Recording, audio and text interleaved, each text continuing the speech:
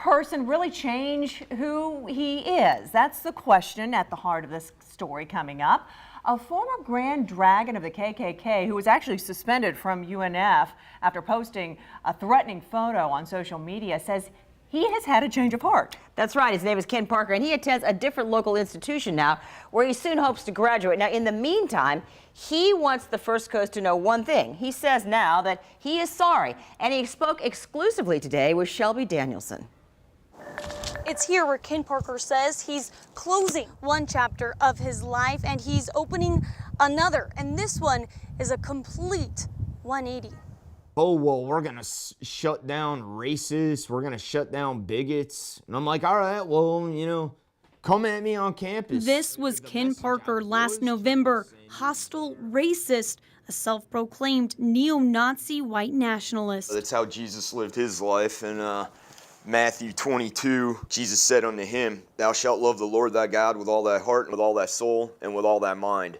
This is the first and great commandment. This is Ken Parker today. I've been basically single-handedly spreading hate and discontent, throwing flyers out, showing up to demonstrations. This former KKK member says he's happy now, and he's okay if the public is skeptical, especially since he used to use the Bible to justify his hatred. My relationship is between me and God, so they can believe it or not believe it. It's up to them. All I can do is try and live my life in a Christian manner. Parker recently resigned from the National Socialist Movement. He wants UNF and all of Jacksonville to know he's sorry. They treat everybody there with love. He's referring to this Southside church, the place where that old chapter in his life ended. So how did he make such a drastic change? A female Muslim reporter from the UK, she filmed a documentary with me. It was the first time in my life I'd ever really interacted with a Muslim. That was step one for Parker. Step two was this man, a pastor. He says never gave up on him or his fiance. I was hanging out down by the pool, and there's a black pastor. He invited us to go to church with him, so he showed us nothing but love. Step three was being welcomed into these doors with open arms. Do you feel any of that anger you felt the last time you were here? Not at all. Not at all. It's just not fun.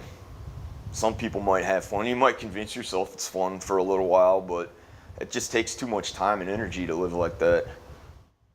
Members of this congregation tell me they've seen Ken Parker here every Sunday since a couple weeks before Easter. They said on Easter Sunday he sat in the front row. They said he's been just as involved as anyone else, singing along and appearing to be very happy that he's here. Reporting on the South Side, Shelby Danielson, First Coast News, on your side. Shelby, thanks. UNF President John Delaney is also commenting on this apparent radical transition tonight. He says that his response to Parker's conversion is this. Well, you know, this country is great about redemption, and so it's good to hear that he's turned a corner, and he was filled with too much hate, and maybe there's a decent person in there. We'll see.